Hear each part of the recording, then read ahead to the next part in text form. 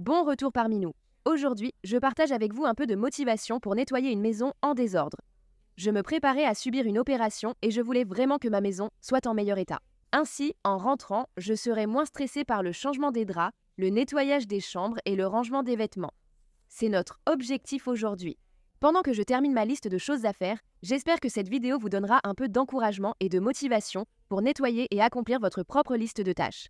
Si vous êtes nouvelle ici, je m'appelle Becky Moss. Je suis maman à la maison, j'instruis mes enfants de moins de 8 ans et je partage ma motivation pour le ménage quotidien. Faisons-le ensemble. Je commence aujourd'hui dans ma chambre. Je ne me suis vraiment pas laissé beaucoup de temps avant mon opération, donc j'étais un peu pressée par le temps et je me suis retrouvée à la fin à courir un peu partout. En fait, j'ai dû m'arrêter en plein milieu de la chambre de ma fille, aller à mon opération, puis rentrer à la maison et finir. Heureusement, mon opération s'est déroulée dans le meilleur des cas. Tout le monde s'attendait vraiment à ce que je rentre à la maison avec une grosse attelle autour de ma main, de mon poignet et de mon bras. Bien sûr, cela limiterait vraiment ce que je pourrais faire chez moi. Donc, c'est ce à quoi je m'attendais et finalement ça n'a pas été le cas, ce qui est incroyable. J'en suis tellement reconnaissante. J'en parlerai un peu plus tard. J'ai partagé une publication sur ma chaîne YouTube juste pour vous tenir au courant. Je sais que cette situation particulière dure depuis un certain temps et je reçois encore des questions à ce sujet. Mais j'espère que cette opération va enfin clore ce sujet et que je pourrai simplement aller de l'avant et ne plus avoir à gérer ce problème. Bref, il y avait beaucoup de linge sur le côté de ma chambre ici, ça commençait vraiment à s'accumuler. C'était surtout des draps, des couvertures et des serviettes. Donc, c'était ma principale priorité dans ma chambre avant de passer aux chambres des enfants.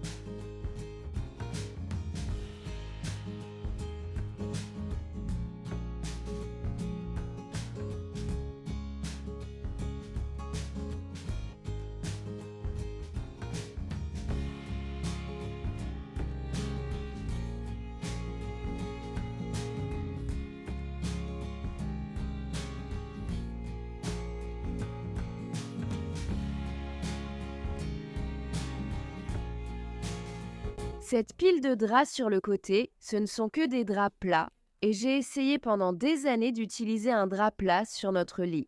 Mon mari le pousse toujours au bout du lit chaque nuit et ça me rend folle. Alors, plutôt que d'être simplement agacée par le drap qui est toujours poussé au bout du lit, j'ai décidé d'arrêter complètement de les utiliser. Bien sûr, il ne le fait pas exprès, il fait ça sans s'en rendre compte pendant son sommeil. Je n'ai aucune idée pourquoi, mais j'en ai assez de cette irritation, donc il n'y aura plus de drap plat sur mon lit.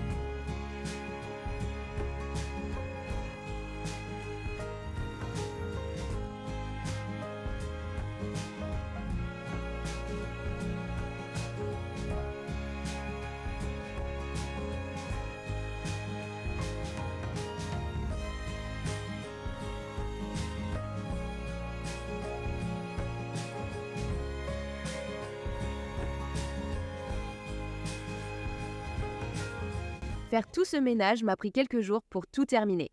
Non seulement l'anticipation de l'opération me causait un peu d'anxiété, ce qui me fait un peu me replier sur moi-même. Je me promène juste dans ma maison en sachant qu'il y a des choses à faire, en anticipant l'opération, et ce n'est tout simplement pas une période très productive pour moi. Mais nous avons aussi décidé de faire un petit changement de mode de vie. Vous savez peut-être que mes enfants sont dans un programme hybride depuis que mon aîné a commencé la maternelle. Il est maintenant en cours élémentaire 2. Le programme hybride était super parce qu'il pouvait aller en présentiel pendant 2 jours et ensuite nous faisions l'école à la maison pendant 3 jours. Cependant, même si nous avions un peu plus de contrôle sur le programme, cela faisait toujours partie du système scolaire public, ce qui signifie qu'il y avait des directives de rapport très strictes. Et même si je comprends la raison de tout cela pour une école, quand on essaie de faire l'école à la maison à 3 enfants, oui, Wyatt, mon troisième, a 4 ans, mais je l'inclus quand même dans le programme d'enseignement à la maison. Même s'il n'est pas encore techniquement en maternelle, il apprend en même temps que tout le monde. Cela dit, ses devoirs peuvent être un peu plus courts et un peu plus faciles, plus adaptés à son âge, parce qu'il n'a que 4 mois. Mais avec le système hybride, la communauté envoie à la maison ce qui doit être fait pour chaque cours et pour chaque enfant. J'ai l'impression que lorsque Noé a commencé le programme hybride, c'était plus axé sur la famille et que ça commence vraiment à se développer. On dirait que c'est plus comme une école publique à la maison, ce qui est très contraignant pour une grande famille qui essaie d'enseigner à mes 3 enfants 4 matières différentes, toutes sur des sujets différents. C'était un peu comme si je gérais 12 classes différentes, ce qui est clairement intenable. Par exemple, en sciences, Wyatt apprenait une chose à la maison, Hazel suivait son programme et Noah suivait le sien. Donc, j'enseignais 3 sujets de sciences différents, ça n'avait aucun sens pour moi. Nous cherchions vraiment une éducation plus axée sur la famille, où nous pourrions tous apprendre le même sujet de sciences à différents niveaux. Wyatt serait au niveau maternel, Hazel serait au niveau CP et Noah serait au niveau CE2. Cela a beaucoup plus de sens pour ma famille. Alors nous avons décidé de retirer les enfants du programme hybride et de faire l'école à la maison à plein temps.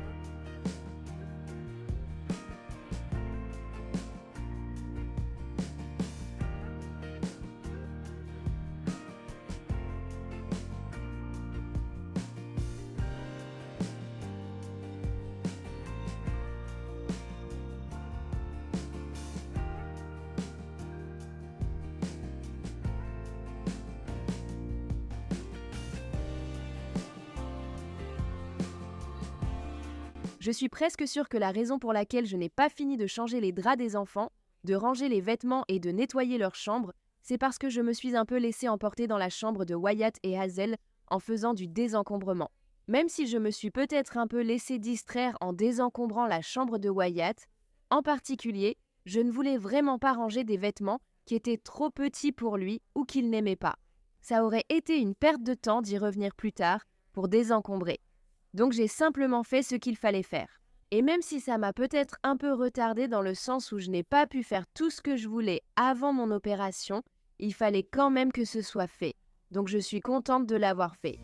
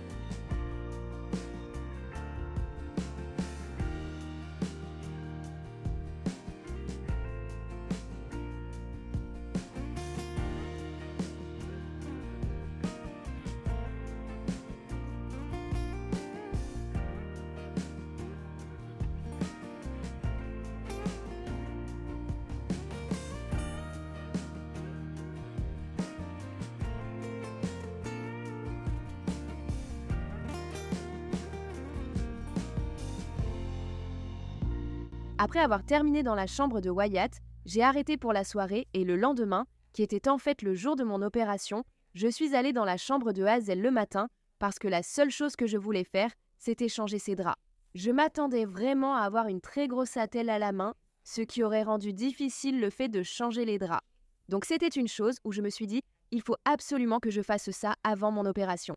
Je voulais aussi faire le lit de Noah, mais malheureusement, je me suis encore laissée emporter par la table de chevet de Hazel parce que c'était un vrai désastre. Et je me suis dit, bon, laisse-moi juste ranger ça rapidement. Mais avant même que je m'en rende compte, il était déjà l'heure de partir. Très brièvement, pour celles d'entre vous qui ont déjà entendu cette histoire encore et encore, je m'excuse. En octobre 2023, je me suis sectionné le tendon de l'index droit en sculptant des citrouilles avec mes enfants. Je suis sûre que cela a été traumatisant pour tous. Inutile de préciser que nous ne sculptons plus de citrouilles, nous les peignons désormais. Je suis allée dans un centre de soins d'urgence où l'on m'a dit que j'avais sectionné mon tendon et que je devais aller aux urgences pour le réparer. Une fois arrivée aux urgences, l'assistante médicale s'est trompée dans son diagnostic et a dit que j'avais une coupure superficielle. Elle m'a recousu et m'a renvoyée chez moi. Cette blessure a guéri et j'ai très vite réalisé, vers le 10e jour, que je ne pouvais toujours pas bouger mon doigt. Je suis donc allée voir un chirurgien orthopédique qui a confirmé que j'avais complètement sectionné mon tendon. J'étais enceinte d'Adeline à ce moment-là, donc je suis allée me faire opérer pour réparer le tendon. J'ai subi l'opération complètement éveillée, avec seulement une anesthésie locale à la main. L'opération a été un succès. Cependant, vers la 3e semaine après l'opération, j'ai remarqué qu'une infection commençait à apparaître autour de mes points de suture. On m'a mise sous traitement. Le traitement n'a rien fait et l'infection a pratiquement couvé dans mon doigt pendant 3 semaines. Mon chirurgien n'arrêtait pas de me dire que tout avait l'air normal. Je savais que ce n'était pas normal. Environ 7 semaines après l'opération et après de nombreux messages envoyés au chirurgien, il a finalement suggéré que j'aille à l'hôpital où j'ai passé 2 jours à cause d'une infection grave dans mon doigt. Cette infection a provoqué une nouvelle rupture de mon tendon qui s'est rétracté de 1,5 cm par rapport à l'endroit où il devait être dans mon doigt. Lors de la réparation initiale de mon tendon, il a fixé mon tendon à l'aide d'une encre en forant une encre métallique dans le bout de mon doigt à cause de l'infection. Cette encre s'était desserrée. Donc, pendant mes 2 jours d'hospitalisation, ce chirurgien a dû revenir intervenir. J'ai dû retourner au bloc pour une chirurgie sous anesthésie locale, refaire une intervention pour retirer cette encre ainsi que tout tissu infecté. Donc au final, je me suis retrouvée non seulement au point de départ, mais probablement au point -5, parce que j'étais clairement dans une situation pire que celle dans laquelle j'avais commencé. On m'a dit à ce moment-là que je ne pourrais plus jamais plier le bout de mon doigt. Il m'a suggéré de souder les articulations et d'aller de l'avant. Je ne pouvais tout simplement pas accepter ça. Donc, j'ai quitté l'hôpital très bouleversée et j'ai passé les 2 dernières années à guérir. S'il y a une chose que j'ai apprise à travers tout cela, c'est que les tendons ne guérissent pas. Ils ne se réattachent pas d'eux-mêmes. Donc, comme vous pouvez l'imaginer, à ma grande surprise, quand je suis allée voir une autre chirurgienne sur laquelle j'avais fait beaucoup de recherches pour la trouver, elle était la chirurgienne parfaite pour moi. Elle a prescrit une nouvelle IRM et une échographie et a dit que mon tendon était attaché. Il était attaché mais immobile, ce qui n'avait aucun sens pour moi. Parce que mon IRM précédente en janvier 2024 et l'opération que j'ai subie pour retirer l'encre ont confirmé que mon tendon s'était rétracté de 1,5 cm. Donc, pour que mon tendon soit réattaché maintenant, cela signifiait que du tissu cicatriciel fibreux avait parfaitement comblé l'espace entre mon tendon et mon os, là où le tendon devait s'attacher. Au cours de ce processus, le tissu cicatriciel a aussi, en quelque sorte, collé mon tendon à l'os, ce qui explique pourquoi il était complètement immobile. Bien sûr, personne n'était au courant de cela jusqu'à ma toute dernière opération. Le bloc opératoire était prévu pour 90 minutes, c'était une exploration du tendon. Elle y allait pour voir ce qui se passait, s'attendant pleinement à devoir faire une greffe de tendon, c'est-à-dire prendre un tendon de mon poignet et le mettre dans mon doigt pour faire une reconstruction complète du tendon. Au lieu de cela, quand elle est entrée, elle a découvert par miracle un tendon complètement intact. Il était simplement collé à l'os. Maintenant, ce doigt a beaucoup souffert, donc je ne m'attends pas à retrouver toute sa mobilité, mais je pense qu'à ce stade, je serais contente d'avoir peut-être 50% de mouvement. Ce serait merveilleux. Mais je n'ai clairement pas une grosse attelle. Je n'ai pas une récupération très longue non plus. Vous pouvez voir un petit bandage violet autour de mon doigt. Étant donné que je n'ai pas pu bouger activement ce doigt depuis 2 ans, j'ai certains muscles et tendons autour qui doivent pas se renforcer. Donc j'ai encore beaucoup de travail devant moi. Je dois encore aller en rééducation, mais c'était vraiment le meilleur scénario possible. Et j'ai l'impression d'être enfin sur la voie d'une véritable guérison de cette blessure. Donc j'espère que c'est la dernière fois que je parle de mon doigt sur ma chaîne. Merci de m'avoir supporté pendant ces 2 ans et demi pendant que je gérais cette blessure. Ça a été un long chemin, mais tant que tout guérit bien et se passe comme il faut, je suis contente que ce soit terminé. D'accord, je termine dans la chambre de Hazel, je plie et range quelques vêtements, et je fais aussi un peu de tri dans ses affaires. Je n'arrive pas à m'empêcher de faire du tri quand je range les vêtements de mes enfants. J'aime garder un panier dans notre couloir pour tous les vêtements qu'ils trouvent trop petits, trop usés ou vraiment tachés. Comme ça, ils peuvent tous les jeter directement dans le couloir et ils ne restent pas dans leur placard sans être portés. Après la chambre de Hazel, je vais dans celle de Noah pour changer ses draps, faire le lit et passer l'aspirateur. Même si cette opération n'a pas été aussi intense que je le pensais, à ce moment-là, je me sentais quand même très épuisée. Mon corps avait subi un traumatisme, donc j'étais très fatiguée. Et même si je faisais des efforts pour tenir le coup, j'ai quand même fini par m'occuper de la chambre de Noah le lendemain parce que j'avais vraiment besoin de laisser mon corps se reposer.